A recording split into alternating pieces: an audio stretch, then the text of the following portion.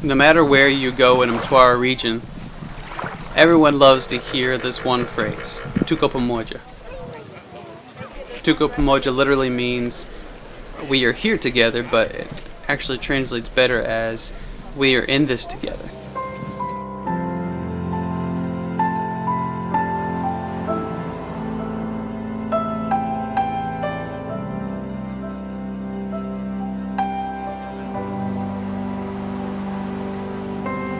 In 1984 in December, we did the first medical mission trip to Mexico. Over a course of 25 years doing that, there were 120 or so congregations established. Because of that long history with medical missions, the congregation's involvement was just kind of on autopilot. So the mission committee thought, well, let's think of something different. The idea was, we're going to involve the church from the very beginning. They did the research where God was calling them as a church to go. 2008, they took the first survey trip over to Tanzania and found this area, the Makonde, that was very much an unchurched place. Then we started looking for a team. And I still remember going there and seeing posters saying, who will we send to Makonde, Tanzania? They took on something that was truly audacious and decided that they were going to take on the support of an entire team. So they found each other there at Harding and found in each other a passion for mission and a real clear sense of direction. This is our job. Developing and deepening relationships is really at the core of everything we do here. They, from the beginning, were passionate about reaching out to unreached people groups.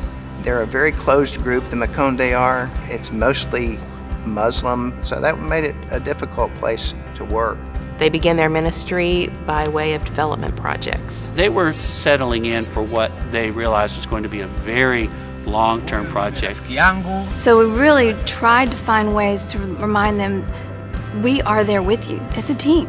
Through God's Spirit, we are there in prayer continually, because God is the one that was moving through Tanzania and opening doors. We were going to be committed not just to the team, but we were going to be committed to the people group. We were going to be committed to the field. We just wanted to introduce you to our friends. This is RB and his wife. We start with the Torah because it is already accepted as a holy book. We desire that these Muslim leaders will be willing to obey what little they know from the Word and then be willing to share this Word with others. As we build trust and relationship on these very common and neutral grounds, we slowly gain the right to talk with these friends about other intimate things. We are setting our sights high and long. Someday in the future, we see that there will be a harvest. As they became more overt in trying to reach people with the gospel, there was a resistance. Just rather abruptly, in late 2014, they were called in and told that they had a week to leave the country. And you think, okay, we're having our visas revoked? What is God up to? What is God doing here? This is our dream, and we're having this dream ripped out from under us.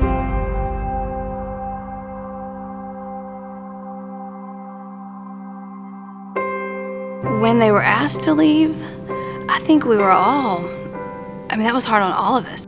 We were so much a part of this mission. They rallied together and provided for all of their needs in a time when all of these couples just basically felt in limbo.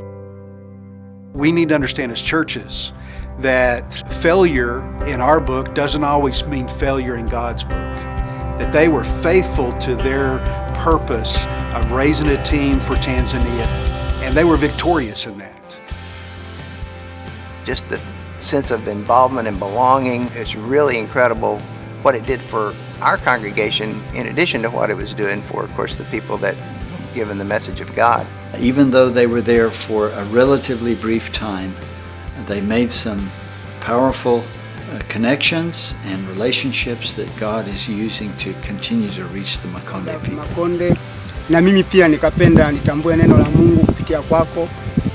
Kawa umenifundisha neno la Mungu, na mimi pia nimepata kikundi cha kwangu ambacho ninao wengi na wengine wanatarajia wataingia, Nashukuru. Basi nashukuru Mungu Ndio. jinsi alivyotuleta sisi pamoja. Ndio.